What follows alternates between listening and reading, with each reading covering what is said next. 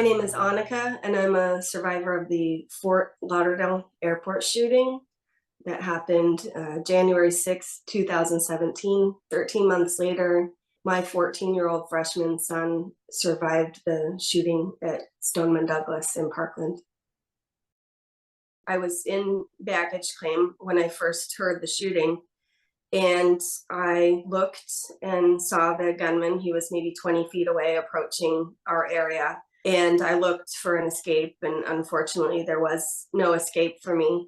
But it surprised me that my initial reaction to that situation actually was not fear, it was more irritation.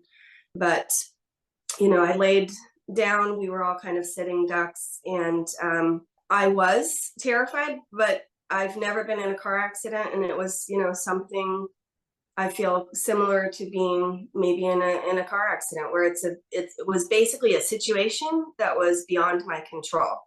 And I didn't know what the outcome would be, but all I could think of were my two sons and that I didn't want them to grow up without their mother. I began praying, and while I was doing that, a hero shielded me. A 70-year-old electrician climbed on top of my body and told me he would protect me, and thankfully neither of us was harmed in the shooting. The shooter was walking around us, shot over us, people near us were killed.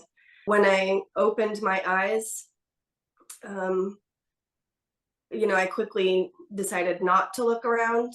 I think maybe I was in a little bit of shock. I had a friend check on me within 15 minutes of the shooting. She didn't even know that it had happened, but she just texted me to see how I was doing, and I told her what happened, and the rest of the day was a little bit of chaos.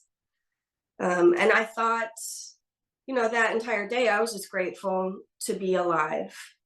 I don't think I realized that I was really affected until that evening when I went to Walmart, because my luggage was stuck at the airport and I had to get a few things. So I was at the grocery store, and I think a pallet had fallen in the grocery store, and it really frightened me.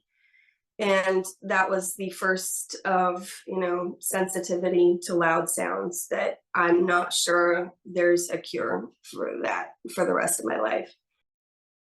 February 14th, I had just finished teaching a class, and my brother sent me a text, and there was a photo of Stoneman Douglas on his phone, and he said, "Is this your son's high school?" And I said yes. And apparently the high school was on the news for having a mass shooting. And then Austin began texting me, my son that was a freshman there, telling me that there was a drill. And I was really taken aback by that because, I was a teacher for Broward schools, and I'd never heard of them conducting drills, and I would have thought they would have asked parents. So I immediately got in my car and drove toward Parkland. And then my group of friends, we began texting each other, checking on all of our children. We belonged to a small community. We had about 10 children from our religious group that went to Stoneman Douglas, which had 3,300 students, and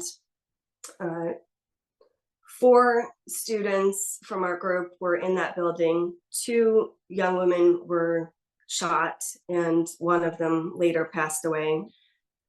We were in shock. We were in shock for a long time, disbelief, and the grief was overwhelming, much more than the airport.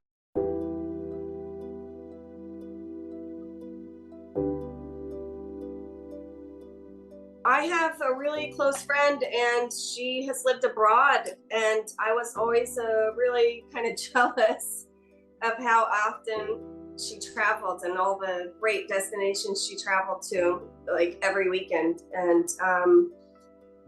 And after the airport shooting, I am no longer jealous of people that get to travel constantly. I am very content now with going on a domestic trip every year to visit my family and out of state. And then I do still want to travel, and I've I've started chaperoning tours with some of my art students.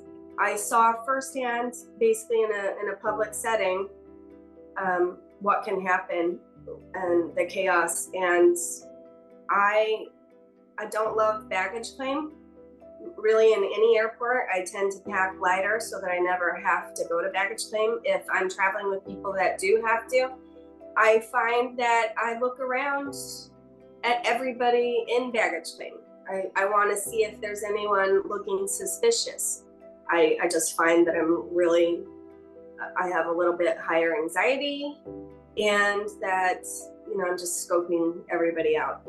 If I ever hear people shouting at each other, whether it's an argument or a group of young men being really boisterous, it makes me really uncomfortable when people are shouting at a volume, that's not really polite. And I just don't even really want to stick around. I'll just kind of leave the area quickly. I cannot immerse myself anymore in the news. I can hear about things that are happening, but I can't watch the news for a lot of details because it's too upsetting. It'll just take me right back, and it's not a place I want to go. I have to be able to function. The school shooting definitely compounded it, and I am a school teacher. And so in my classroom, I'm pretty hypervigilant about school safety, and I do have a safe zone in my room that I do feel secure in, and my students feel secure in, and that is super important to me. I do check frequently to make sure that access to my room is always locked, as it should be. My son, for his Eagle Scout project, that was something that he really he was concerned about as well. The older sister of his best friend survived because of a makeshift tourniquet. And so his project, he donated kits to the school where I was teaching at. Actually, he donated during COVID kits with masks, but also a tourniquet for every classroom. That was something that was important to him, to have a stop the bleed kit, and for my school.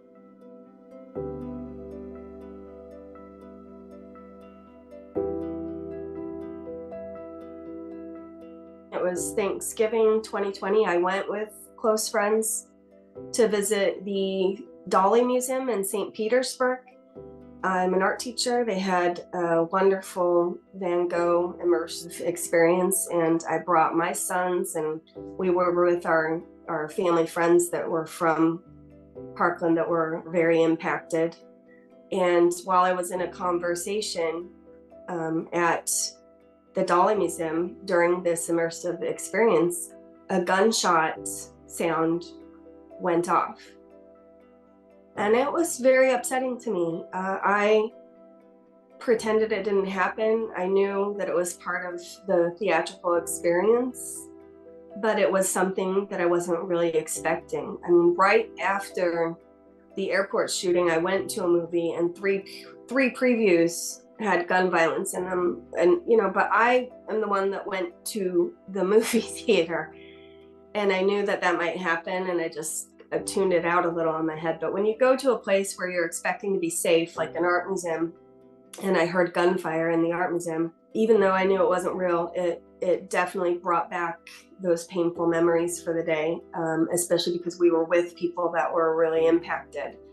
And after the exhibit, I spoke with both of my sons about it, and they were really upset by it. It surprised me. Even my youngest one he wasn't at Stoneman Douglas. He was next door at Westglades, but I didn't know that he had heard all of the gunfire, even at Westglades at Douglas. And Austin, my oldest, suggested that we contact the museum and that they have a warning sign. And so I did contact the museum, and Dr. Hank Kine emailed me within hours asking for suggestions on what they could do to support us, because the Van Gogh immersive experience, there are a lot of them, and that particular one came from Australia, which that country's not as impacted by gun violence as the United States is. And so He asked for suggestions. I turned to my support group of survivors, including Pulse survivors in the state of Florida, and we came up with some suggestions for him. I emailed them to them,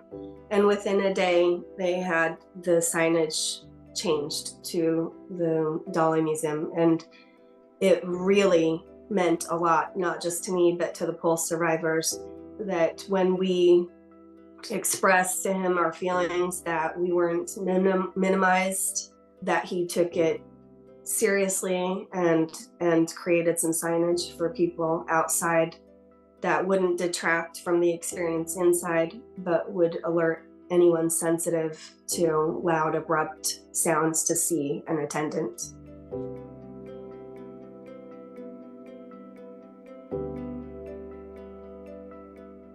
All survivors are at kind of different degrees of how it impacts them, and we're not the same.